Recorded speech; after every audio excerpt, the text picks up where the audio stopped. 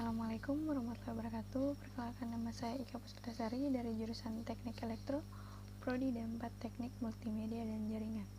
Pada video kali ini, saya akan memaparkan materi tentang hukum eksperimental.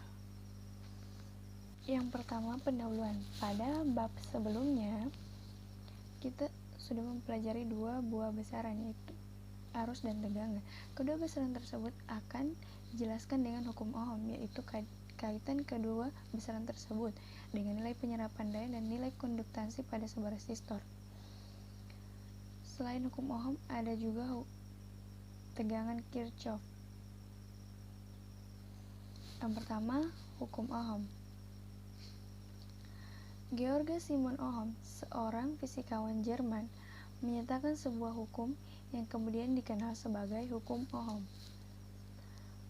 Pada hukum ini dikemukakan bahwa ada hubungan hakiki di antara nilai arus dan tegangan, di mana bahwa arus yang mengalir pada sebuah elemen resistor berbanding lurus dengan nilai tegangan dan berbanding terbalik dengan nilai resistensinya. Secara matematis dapat dituliskan dengan rumus I sama dengan V per R, di mana I adalah arus dengan satuan ampere, V adalah tegangan dengan satuan volt, dan R adalah hambatan dengan satuan ohm. Penyerapan daya. Pada sebuah resistor, daya yang diserap secara fisika akan muncul sebagai panas atau cahaya untuk menunjukkan daya yang diserap.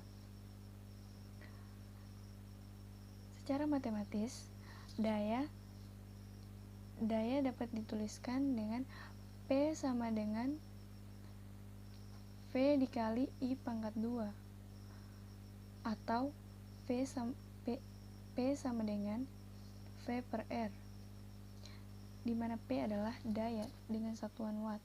Konduktansi. Konduktansi adalah merupakan kebalikan dari resistensi, di mana konduktansi didefinisikan sebagai kemampuan menghantarkan arus. Simbol dari konduktansi adalah huruf G dan satuannya adalah Siemens atau dilambangkan dengan S dan atau mol. Secara matematis, konduktansi dapat dituliskan dengan G sama dengan 1 per R, di mana G adalah konduktansi dengan satuan Siemens atau mol dan R adalah hambatan. Dan pada video kali ini saya juga akan menjelaskan tentang node, lintasan, loop, dan cabang.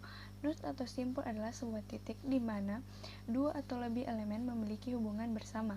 Lintasan dapat diilustrasikan ketika kita bergerak dari sebuah node menuju node yang lain melewati sebuah elemen, di mana tidak ada satupun yang dilewati lebih dari satu kali. Cabang. Cabang didefinisikan sebagai sebuah lintasan tunggal di dalam sebuah jaringan yang berbentuk tali dan disebut elemen sederhana dan mode pada masing-masing ujung elemen tersebut. Dan saya juga akan menjelaskan hukum arus Kirchhoff. Gustav Robert Kirchhoff, seorang profesor di Jerman yang mengemukakan tentang hukum arus Kirchhoff dan menyatakan bahwa jumlah aljabar dari arus yang memasuki setiap node rangkaian adalah 0.